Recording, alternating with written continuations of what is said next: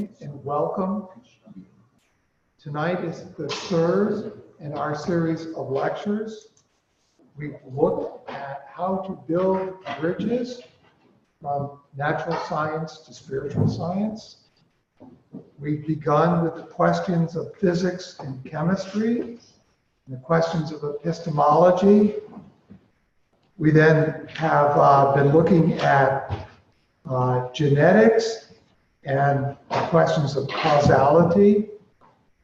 And tonight, we enter the wild world of consciousness. And I think this will be quite exciting for all of us. And I would like us to then welcome Dr. Peter Heusser and our exploration of the brain and consciousness.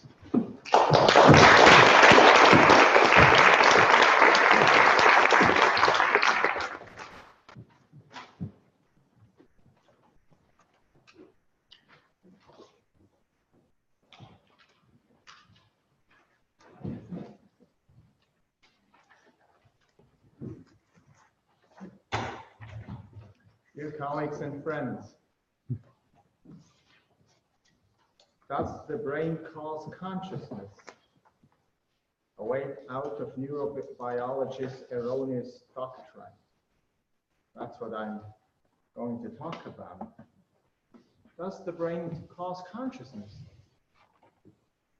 John Searle, in 1992, said, quote, "Mental phenomena are caused by neurophysiological processes in the brain and themselves features of the brain."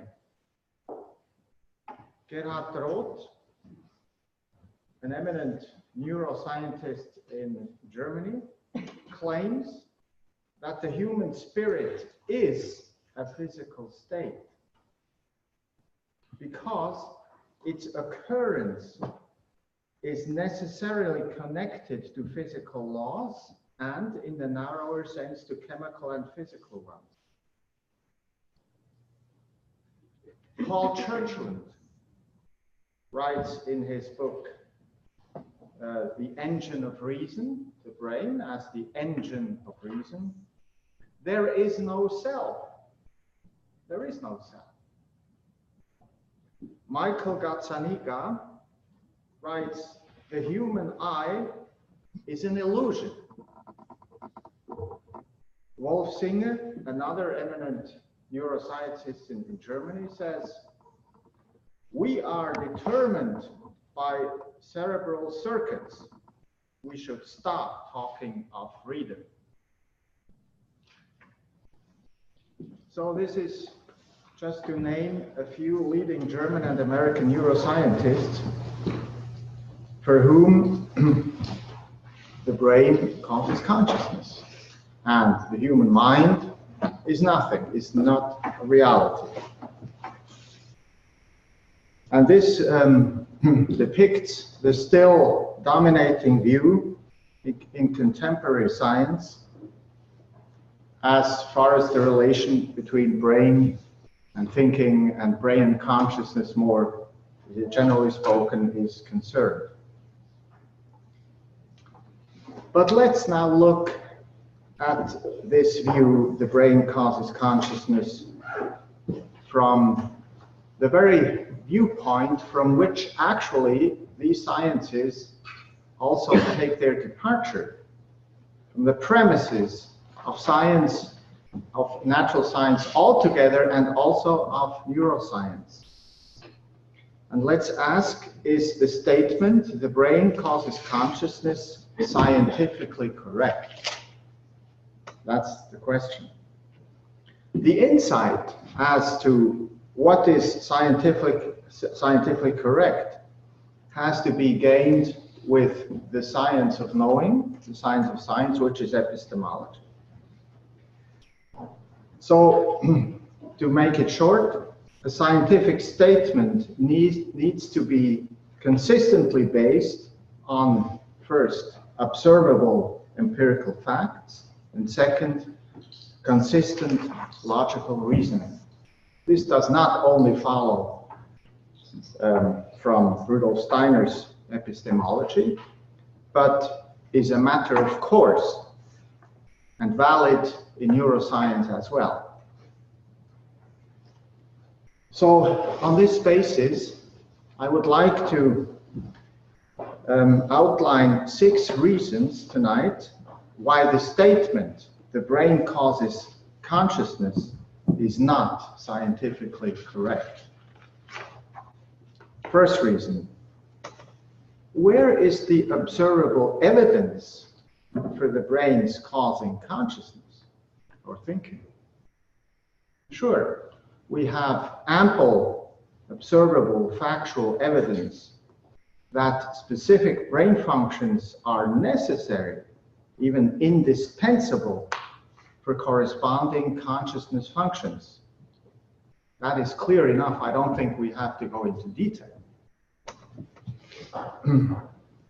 So our consciousness depends on corresponding brain functions, but is to depend equal to be caused by, right?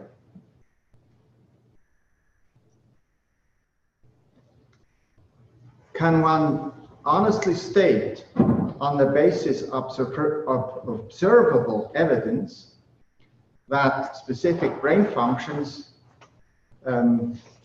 are really the cause of consciousness or not? Let's take a metaphor to explain what I mean. Let's say a Manhattan youngster sees for the first time the rising full moon. Due to the high buildings and let's say light and other smog, etc., and being at home at night watching TV when the moon rises, this youngster might never have seen the full moon rise. So it comes to what's this island called? Long Island. Yeah. The full moon rising above the horizon on the sea. Now, naturally, the youngster would believe the light comes from the moon, right? And you could even prove it to the youngster that the light does come from the moon. And so, for example, if you would, like in the next moon mission, the Americans or maybe the Russians, I don't know, maybe the Chinese or all together, would let's say, create huge crevices and move mountains and stuff. So if you look at the full moon on a clear night, you would clearly see it looks different. Or they would, with a big bomb, they would just, you know, make an explosion and separate a piece of the moon, etc. So clearly, these operations on the moon would have an effect of the light. It would be different, it would not be there anymore, etc. So you would have, well, see, we have the proof that the light comes from the moon. But of course, we all know that's not the case. The light of the moon has another source, and the moon is only the condition through which the light can appear. Why couldn't it be likewise with our brain? That our brain is necessary for our consciousness to appear, but that it is not caused by the brain. So now let's go to the facts, to the question of observable evidence. For our observation, there is actually a gap between the neurophysiological processes on the one side and consciousness on the other. We do not observe how the brain causes consciousness or how the brain functions are transformed somehow in psychological experiences. This is just not observed. Why?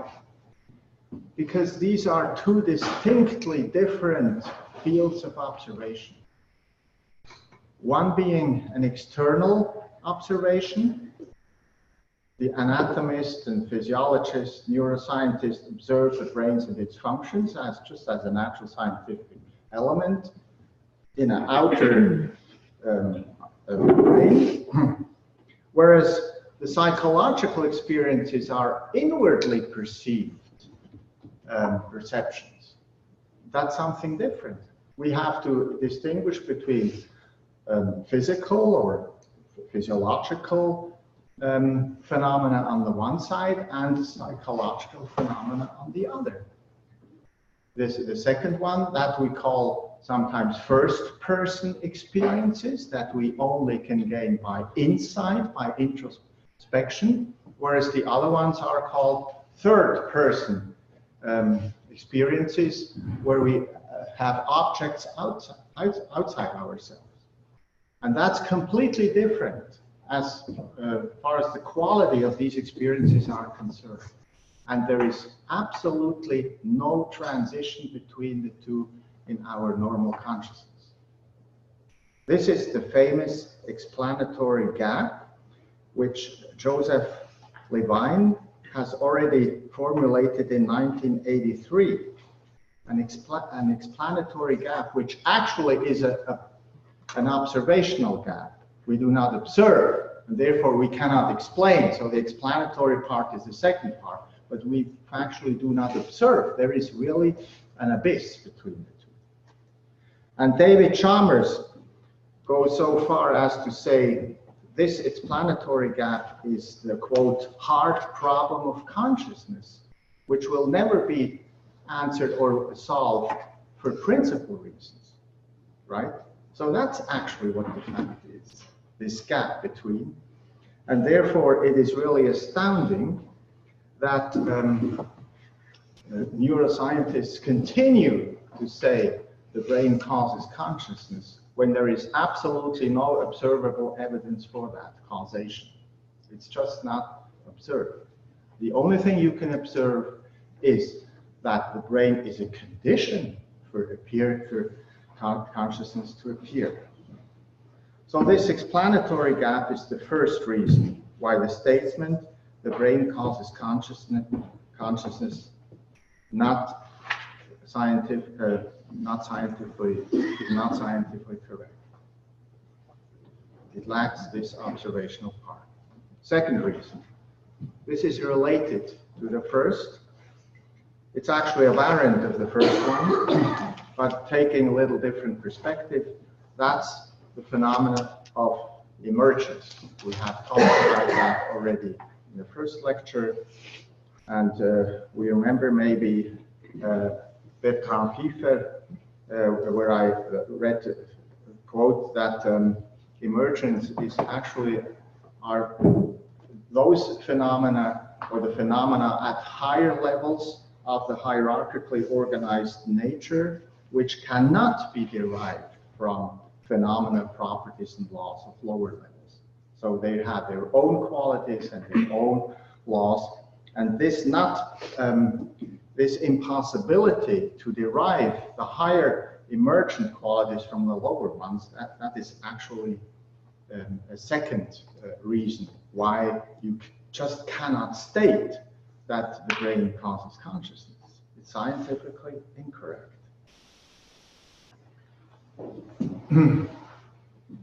So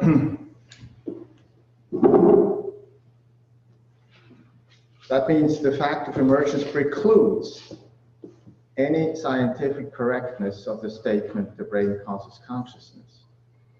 An epistemologically justified approach to the emergent organizations of nature and the human being can only be to investigate every level for itself, to observe what physiological functions are, what they do when someone thinks, on the one hand, and on the other to observe what happens in thinking, and then to cognize that, and then as a third step to see what the correlation is. Actually, one does that.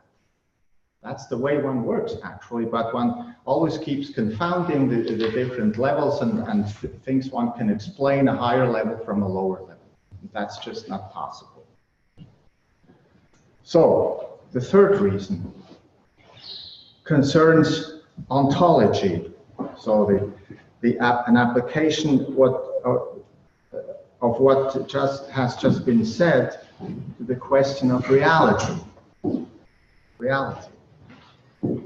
The acknowledgement of a given experiential content as real and in what sense it is real can never be decided by theory, but only by the empirically given nature of the experiential content itself, although it must be penetrated, of course, by logical thinking, but logical thinking has to be completely fact-oriented and not speculative. So, phenomenologically, the inwardly given phenomena of psychological experiences are just as given as the outwardly given facts of physical substances or physiological brain processes. They're just as given in another field of observation, but they are just as given. And in this sense, they are epistemologically spoken equivalent, although different in the quality of their phenomena, but they are epistemologically equivalent because they are equally given, right, from the outside and the other one from the inside. And if this is admitted, then one might also be able to admit that they are ontologically equivalent. And although they are ontologically different, these are apparently different forms of given entities, but they might still be equivalent. So,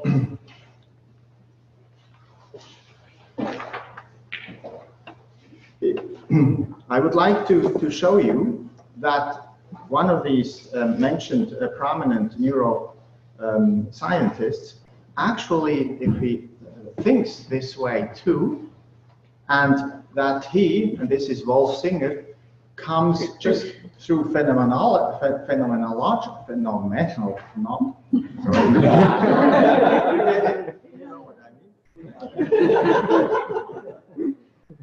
comes to the notion that actually these inwardly perceived immaterial experiences of psychological facts are just as real as the externally given brain.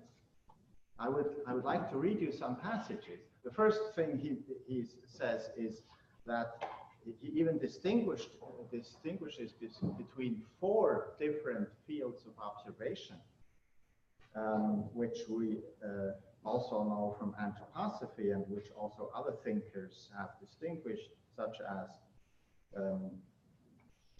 Polanyi, for example. Now, he distinguishes between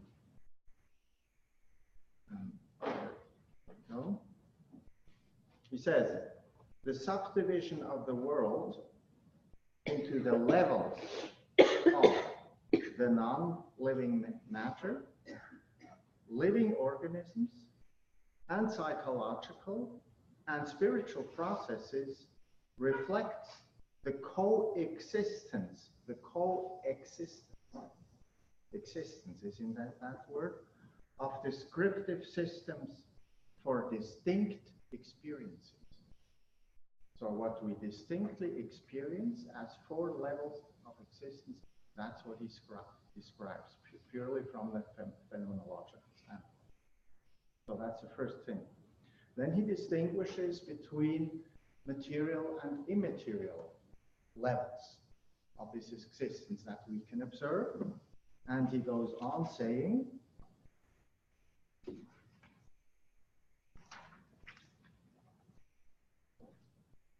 this is very interesting now, because here he talks about freedom, which he denies on the other hand, and says that the attributes of our humanity, which we perceive in the inner first person perspective, that these attributes are an indisputable fact. And he includes in this all the inner emotional and spiritual experiences which we can have, such as perceptions, experiences of ourselves and feelings, and also the spiritual mental dimension, which enables us to judge freely about ourselves, to evaluate and to decide. So he knows from experience, from his inner experience, that he also is or experiences himself as a free person, right? So that's an experience. And then he says, and listen to the words he uses, quote, "We experience these immaterial phenomena as being just as real as the manifestations of the world of things which surrounds us.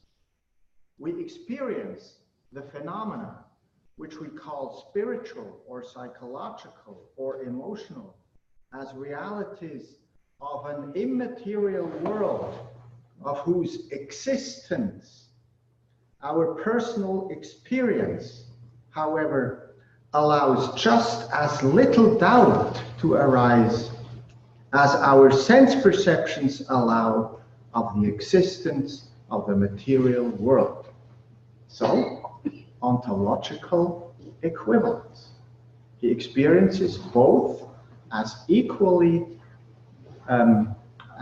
existing, albeit in a different, let's say, quality, material quality, immaterial quality. And we have, quote, "the conviction supported by our personal experience," again experience, "that we participate in a spiritual dimension which is independent of the material world and ontologically different." So it's different, but equally valid, right? It's just different. So that's what he says, just from pure experience. Statements which describe what he actually experiences. That's a description of observations that he can make externally and internally. So this is one part of science, to describe what you observe, right? And the question is, how does he correlate that with concepts? What concepts does he attribute to such perceptions? And there he comes to a conflict. And he says, he talks of a, quote, "conflict for our self-conception. A conflict for our self-conception arises between the two, the material and the immaterial, what appear to be equally convincing, equally correct, but incompatible images of man." So for him, it is apparently incompatible. Well, why should it be conceptually incompatible if it experientially it's not incompatible? You understand? Yeah. If we to make another example, if we hear and see and smell, we have different qualities of sensations. We never say that's incompatible. We agree that they are ontologically equivalent and they are epistemologically equivalent, right? So why should we then not accept that these admittedly ontologically equivalent experiences of the immaterial and the material are ontologically equivalent? Why have a conflict? Why should they be incompatible? What do you think? Why should they be incompatible? Old patterns of thinking. Pardon? Old patterns of thinking. All patterns of thinking. Old patterns. Yes, right. All patterns of thinking, and I will explain you what his actual problem is. And that's the problem of causation. Now here his argument. Furthermore, there is the particularly awkward problem of causation, for which we likewise know of no possible solutions.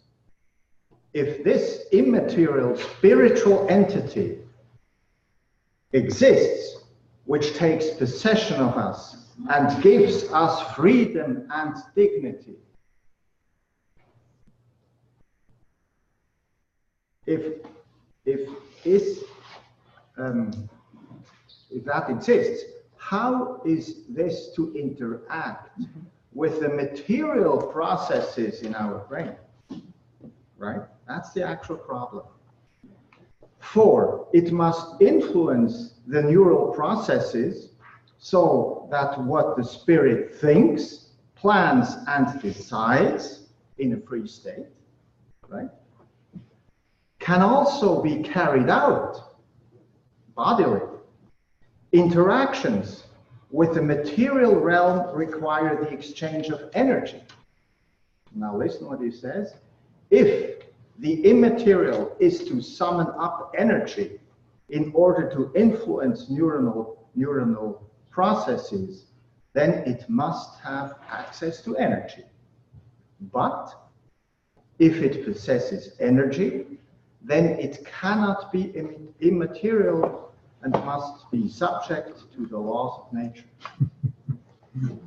What's his problem? What's his problem? He thinks energy is physical. Yeah, he thinks energy can only be material, right? Well, this is a preconceived thought. This is something he has been taught. He has inherited from his predecessors, as we inherit so many reductionist thoughts about which we do not really think, right? Which just passed on to generations as a hereditary disease. Professor, could you give us the page of the quotations? This is in page 207, and the other quotations are on page 205, and the one about the 4 levels on page 226. So you see, we look at this a little more precisely, because this is a very intelligent man. He's really one of the leading, very good neuroscientists in Germany. But you see that a certain inconsistency exists in his overall scientific process. And so my impression is that there is no real epistemological basis. He doesn't make himself clear, you know, that he would actually have to accept this equivalence and then see how the problem can be solved, right? It is just a prejudice to say, well, we have to eliminate the dualism, and dualism would be to accept the immaterial and the material. This is old-fashioned, we have to eliminate that. Well, why do we have to eliminate that? If the experiences show that these two realms exist as equally real as he says, well, why shouldn't we accept what we experience, right? So this was the ontological reason where we have to decide between classes of reality, of real experiences. And this leads us to the 4th reason why the notion the brain causes consciousness is not really scientific enough. And that's the problem or the issue of the causing power, the causing energy proper. Because is it really true that there exist only material physical forms of energy? Is this really true? Of course, an answer to such a question can only be given empirically, not theoretically. So the question is whether we are able to experience energy which is immaterial, right? That would be then the issue. Now, as Rudolf Steiner points out in his philosophy of spiritual activity, and he chose this name in English, I think it's interesting, spiritual activity. And as already before him, Johann Gottlieb Fichte, in his Theory of Science of 1797, and René Descartes, is that the right pronunciation? Descartes, another 100 years earlier, said in his famous Cogito ergo sum, I think, therefore I am. There is actually a point when in the history of sciences, for the first time, arises very strongly the observation that when we think, we exert an activity which we experience as real. Descartes goes so far as to say at this place, so it does not only say cogito ergo sum, but explicitly cogito ergo existo. Therefore, I exist. I am, I exist. So it's an existential tenet that he makes. And that's actually also experience. What is his experience? He says, well, I can doubt everything, you know. But one thing I cannot doubt, and this is that I doubt. But I doubt with my thinking. So I cannot doubt that I think because I produce it. And I know of its existence because I produce it, right? So this is I have the experience of a reality that I produce by thinking. I become aware of myself as an existing spiritual self who thinks while thinking. And what is thinking? What is thinking activity? It's thinking power. It's thinking energy. So all of us know that if we have to solve difficult mathematical problems or understand other difficult philosophical or other things, we have to exert power. We have to invest energy into our thinking. We all have this feeling, and we all know very well that we really do that, because no other person does that.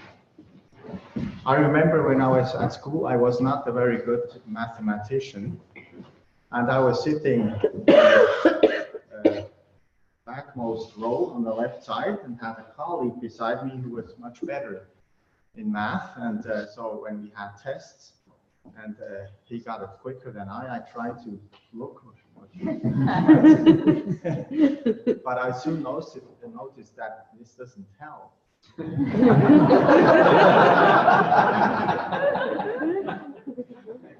Because you have to get it yourself, right? Otherwise it doesn't help.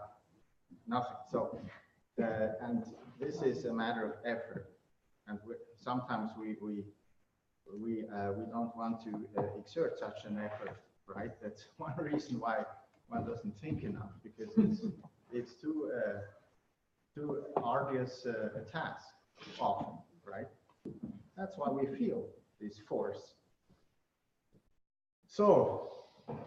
I think personally that it is highly interesting that at the beginning of this scientific period, especially in the 16th century, 16th, 17th century, when Descartes lived. That's where Galileo lived, and all these Harvey and all these people who really founded modern science. That in this very time when natural sciences were founded, at the same time he comes up with this inner observation, right? So from the very beginning, also the thinking spirit who performs all this science becomes aware of himself. Of course, Descartes had a machine kind of thinking about the human body, and there he is a materialist. But on the other side, he really described the spiritual experience, which is very important. Rudolf Steiner also refers to that, and in his philosophy of freedom, he just takes actually the departure from this experience. So this is very important. That shows that we do know also of at least one immaterial energy of which we are the enactor, the realizer. We don't know where we have these forces from. We don't know the source. But what we know, what we can really experience is the activity that we have to enact in order for thoughts to appear in our consciousness. We're not the producer of our thoughts, but the producer of the activity which brings forth our thoughts. As we had yesterday, thought content, or the day before, the thought content is an objective entity in itself, but we have to exert activity to bring it forth. Just as in eurythmy, for example, there has to be someone who opens the curtain so the eurythmists can appear, right? So we have to open actively the curtain of our consciousness in order for the thoughts to appear. That's our activity, of course. Okay, so this notion, there are only material energies, that's scientifically incorrect, because there are observations which show the contrary. Sixth and last reason why the brain cannot bring forth our consciousness, or more specifically, our thinking. And this is the issue of spirit-brain interaction while thinking. We have talked already about this today, so some of what I will bring was already hinted at today, or even so. Tomorrow we'll have an interesting discussion about these things. So, a naive but unreflected assumption behind the belief of the brain producing our thinking is that the brain produces thoughts as the liver produces sugar or bile or clotting factors, or you name it. But that is not so. The function of the brain, when thoughts are brought forth by our thinking, is not analogous to the function of the liver bringing forth metabolism, but contrarious. And this is not only true for the production of thoughts, but more generally for the production or the coming into existence of consciousness altogether. Contrarious means that while the production of sugar and other metabolic substances through the liver is a process of upbuilding substances, the production of consciousness in the brain happens on the basis of a breakdown of substances and functions. So there is an inverse correlation or relation between consciousness on the one side and organismic life processes in the sense of building up things on the other side. This was first described by the German philosopher and psychologist Karl Fortlage in 1869. And I read you the passages on page 174, which is nice to read because it clearly demonstrates what the point is. He says, when we refer to ourselves as living beings, thus according ourselves a property which we share with animals and plants, this living condition is necessarily understood as something that never leaves us and continues in us constantly, both in sleeping and waking. This is the vegetative life of nourishing our body, an unconscious life, a life of sleep. The brain forms an exception to this in that, in the waking interval, this life of nourishment, this life of sleep is outweighed by a life of consumption. In these intervals, the brain is exposed to a prevailing consumption and therefore ends up in a state which, if it were to extend to the remaining organs, would bring about a complete exhaustion of life or to death.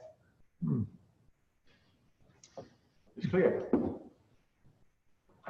Well, the second one to point this was Rudolf Steiner, which in the book he wrote together with Ita Wegman about fundamentals of therapy writes, the spirit does not unfold within the human being on the basis of upbuilding of substance, but on the basis of breaking down of substance.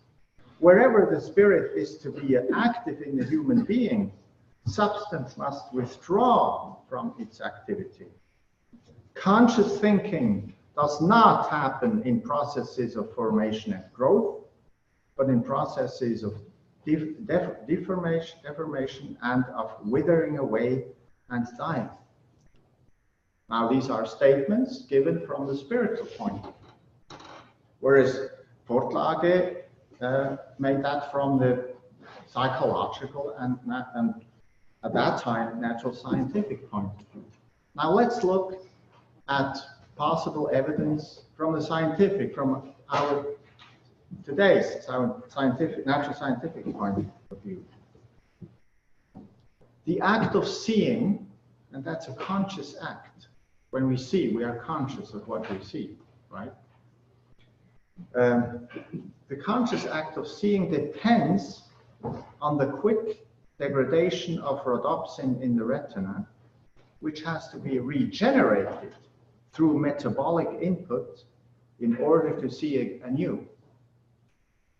But seeing process is just a degradation, and then it has to be built up again. Likewise, the nerve impulse mediating the seeing process to the brain consists of action potentials.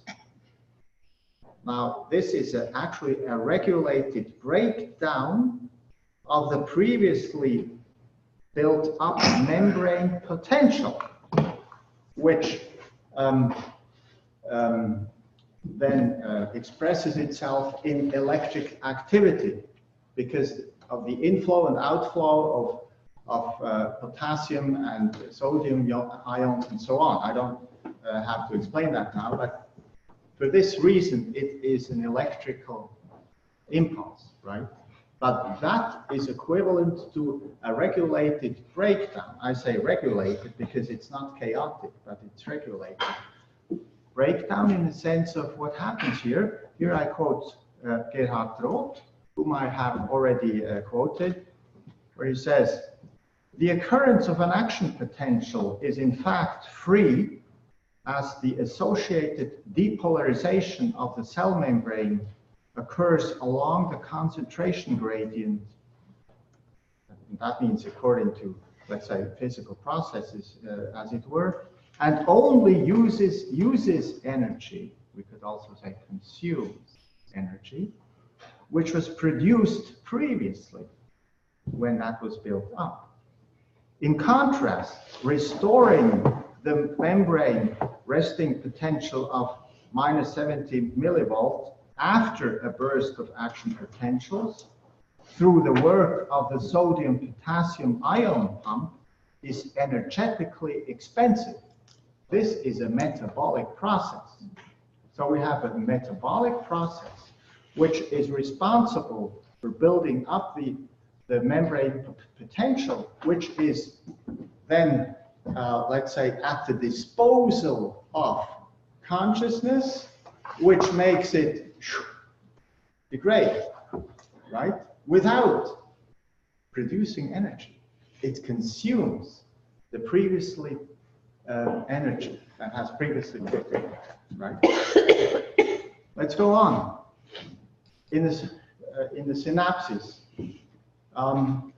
neurotransmitters have to take over this transmission, this mediation of the nerve impulse. Now, neurotransmitters are neurotoxic. For example, these excitatory neurotransmitters, such as glutamate and other neurotoxic. In fact, when someone has a stroke, it is not only the lack of a blood supply, which destroys the neurons, but also the neurotransmitters which are not metabolized. Because after use, they have to be immediately metabolized. Otherwise, this can be toxic. So these are problems we have here. So that means our consciousness comes about through a degradation process. If we go on and look at modern genetic experiences, for example, in mice, in learning processes of mice, one finds that mice develop DNA double-strand breaks as a consequence of learning processes. DNA double-strand breaks, degradation of DNA in the neurons, which are repaired at night during sleep. And Alzheimer mice cannot build up again, or they cannot repair that well enough. They have made such experiments. Now this is very interesting, and we can be sure that in other mammals this is similar. So this is really a breaking down process which happens, but it is regenerated at night, and that's also the reason why we have to sleep. It's one of the most important reasons is that we have to regenerate our brain, which suffers from what consciousness does to the brain. Even flies have their fly sleep. And there are studies that show that this fly sleep leads to the reparation of synaptic damages, the damage which has been brought about through the fly consciousness, right? Such as it is, right?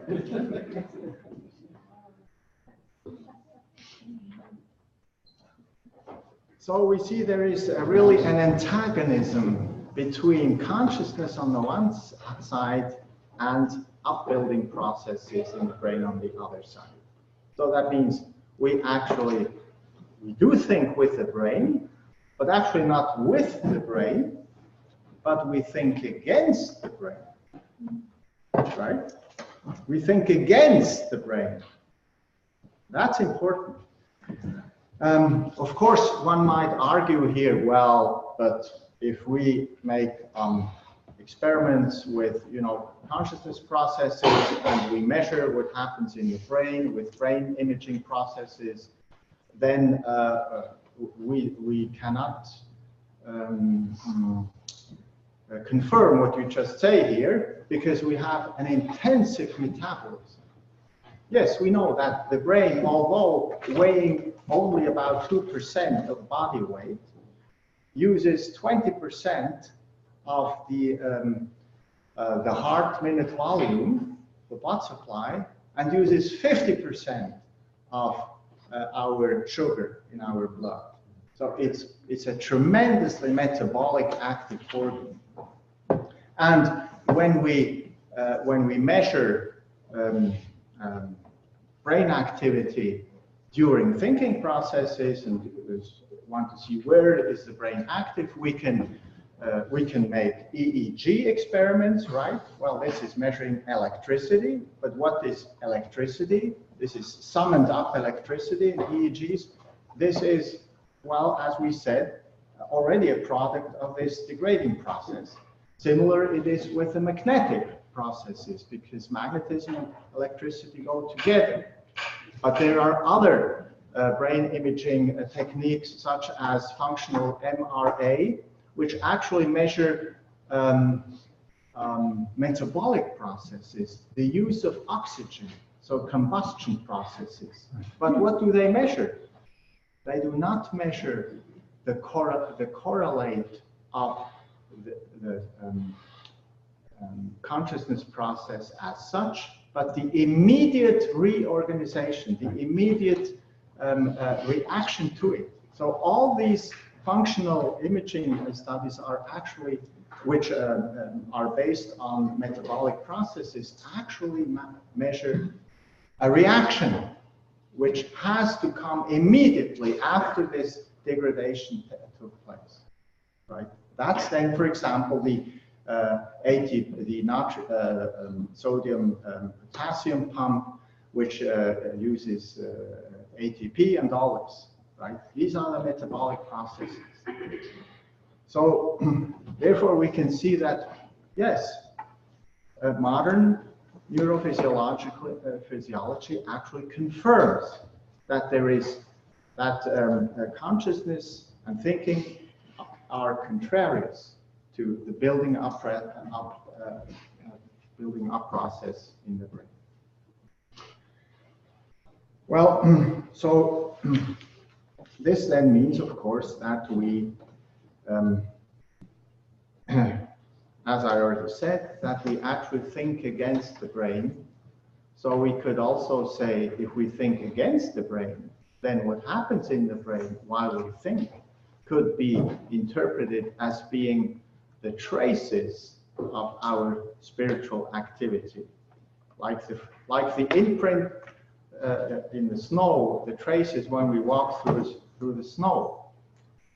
And therefore, we, of course, can make all these correlations between specific thinking processes and specific brain areas and all this. And with this, I would like to come to some concluding remarks, considerations.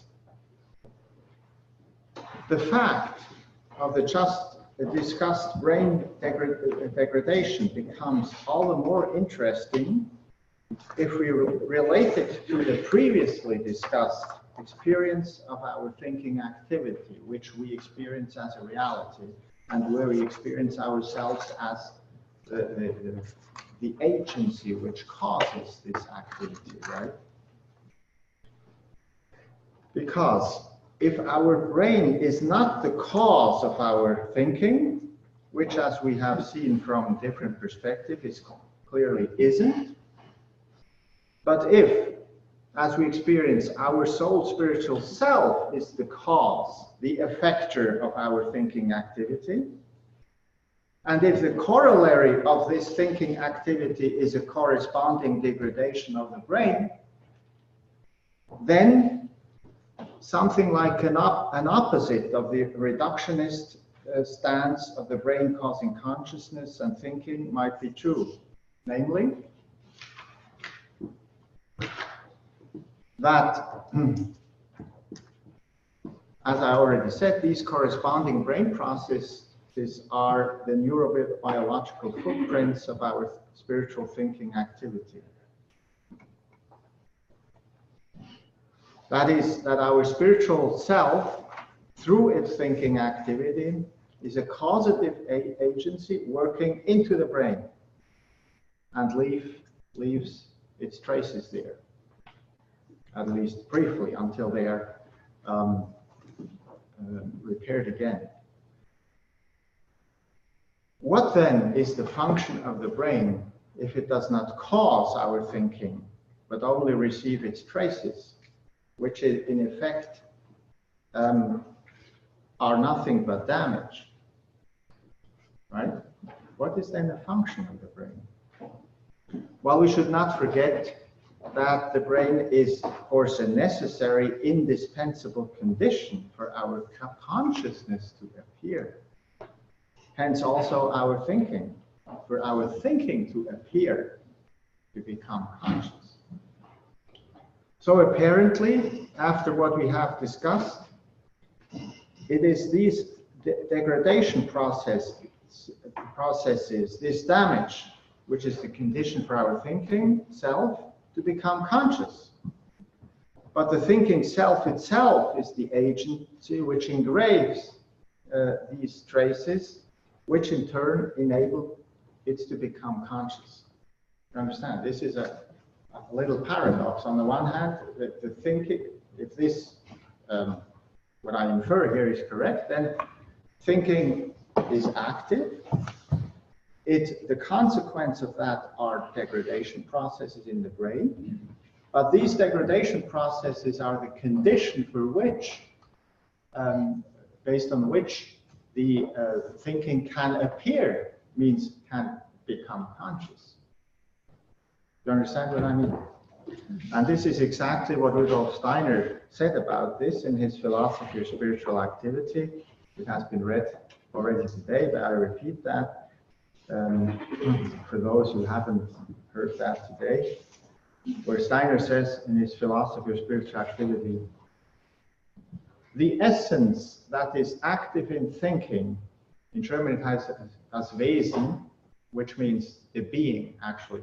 Being or essence, you can translate it differently, but it's the self, it's the human self. The essence that is active in thinking has a twofold function. First, it represses the activity of the human organization. Secondly, it steps into its place. For even the former, the repression of the physical organization, is a consequence of the thinking, of the activity of thinking, and more particularly of that part of this activity which prepares the manifestation of thinking, means to come into consciousness of thinking, right? So Steiner makes the difference here between two parts of thinking. One is the part that like paves the snow away, right? And the other one is that part that appears on the place where the snow has been paved away. I remember when I was a boy, we still used to have snow in Switzerland at that time. And the snow sometimes was this high, and I was a little lad, maybe this high or like this. And I remember at that time, the snow plows were still drawn by horses. And the plows were about this high, wooden, with metal reinforcement. And then I would see how these horses come, and then how the snow falls like this. And only after the snow fall, I could see the plow, right? So,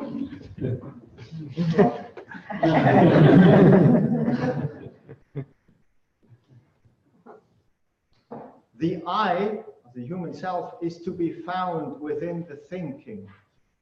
The ego consciousness arises through the traces which the activity of thinking engraves upon our general consciousness, etc. So the consciousness is, we do owe our consciousness to our brains, but not as, you know, the brain causing our consciousness, but thanks to our brain, which is there as the, let's say, the floor on which to stand for our consciousness. So that's what I wanted to say today. 6 reasons why it is scientifically incorrect to say the brain causes consciousness. and at the same time pointing also to the spiritual experience that we all can have.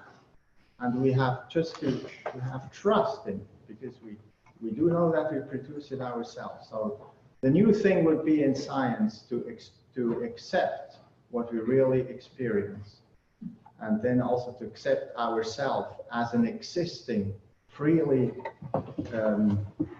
thinking human being. And this would be also the cause of freedom. So Singer is right when he describes this process of freedom, but he's wrong when he takes old-fashioned ideas to deny what he actually experiences. And this is really this conflict between only seemingly incompatible parts of reality. They are not incompatible, but they are the different levels of our human existence. And when we do not accept that, we get into trouble.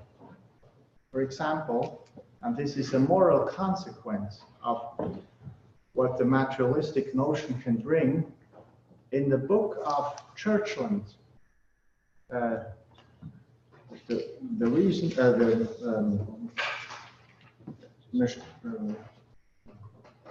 what's it called, the Engine of Reason, where he says there is no self. He does that when talking about the problem of, should one let Alzheimer people die? Should one let people with brain death, so-called brain death, die, although they are not really dead because they still live, but their brain doesn't function anymore? And then he says, there is no self. There is no emotional self. There is no deliberating self. There is no self at all, because self comes only into place with a functioning brain, and it is a cause of the brain. Therefore, why shouldn't it be possible to let these patients perish? He says, perish. Now we know these problems already. In the Anglo-American literature, medical literature, even in the BMJ, British Medical Journal, which at the time was already one of the leading medical journals and still is, there was a debate among the psychiatrists of the time as to whether one should admit euthanasia for incurable psychiatric patients, right? In Switzerland, Auguste Forel, at the same time, had psychiatric patients sterilized. This was the same times when the Nazis, really performed what others just thought as a consequence of let's say, of a world view and the view of the human being, where the human self is not accepted as a human self. You see, so that means our scientific worldview has a tremendous impact on the moral stance of our medical and other society, in our society. And therefore, it is not a purely academic question whether the brain causes consciousness or not. Is a generally and very earnest question of our humanity. And this is the reason why we have to start to really accept what we experience, and also the spiritual, and why this area, this field has to be examined much more, and is really one of the things that in the future will play a really big role. And that's the reason why this problem is so important. With this, I would like to close. Thank you for your attention.